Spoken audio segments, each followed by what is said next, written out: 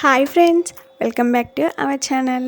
ఇవాళ simple and tasty recipe వచ్చేసి నోరూరించి కమ్మని గోంగూర పచ్చడి. గోంగూర పచ్చడిని ఇలా చేసుకోండి, చాలా కమ్మగా వారం 10 రోజుల పాటు నిల్వ ఉంటుంది. ఎప్పుడు కావాలనుకుంటే అప్పుడు వేసుకొని తినేయచ్చు.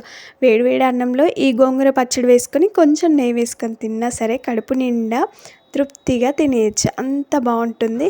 ఇక లేట్ చేయకుండా ప్రాసెస్లోకి వెళ్దామా. ముందుగా ఈ గోంగూర పచ్చడి రెడీ చేసుకోవడానికి 2 పెద్ద సైజు కట్టల గోంగూర తీసుకున్నాను.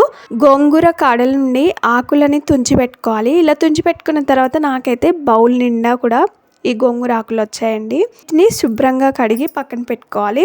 ఇప్పుడు స్టవ్ పైన ఒక బాండి పెట్టుకొని ఒక 1/2 కప్పు వరకు పల్లీలను వేసుకోవాలి.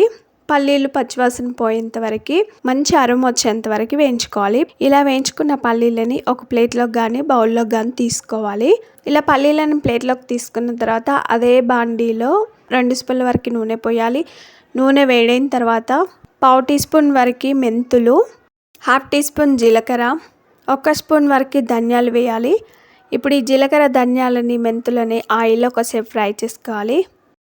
ఇవి వేసిన వెంటనే ఎండుమిర్చిని కూడా వేసుకోవాలి. కారానికి సరిపడా ఎండుమిర్చి వేసుకోవాలి. ఎండుమిర్చి పచ్చివాసన పోయేంత వరకు బాగా ఫ్రై చేసుకోవాలి. ఎండుమిర్చిని లైట్గా వేయించుకున్న తర్వాత ఇందులోనే ఒక 1/2 టీ స్పూన్ వరకు ఆవాలను కూడా వేసుకొని ఇవి కూడా పచ్చివాసన పోయేంత వరకు బాగా వేయించుకోవాలి. వీటిని అన్నిటిని కూడా స్టవ్ సిమ్లో పెట్టుకొని వేయించుకోవాలి.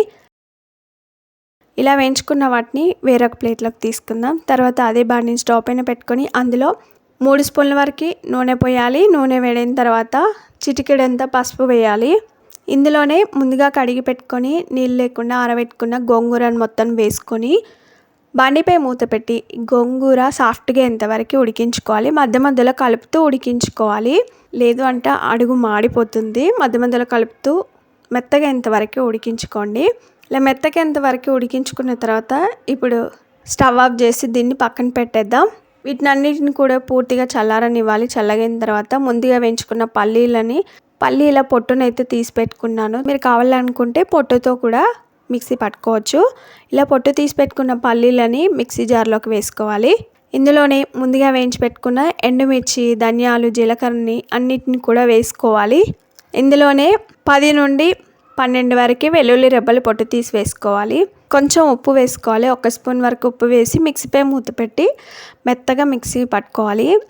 ఇలా మిక్సీ పట్టుకున్న ఈ కారపొడిలో ముందుగా ఆయిల్లో ఉడికించుకొని పెట్టుకొని చల్లారిన గోంగూరను మొత్తం వేసుకోవాలి. వేసుకొని ఒకసారి బాగా కలుపుకోవాలి. అడుగున కారం ఉంది కదండి, గోంగూరతో మిక్స్ అయ్యేలాగా ఒకసారి స్పూన్తో బాగా కలిపి మిక్సీపై మూత పెట్టి మెత్తగా మిక్సీ పట్టుకోవాలి.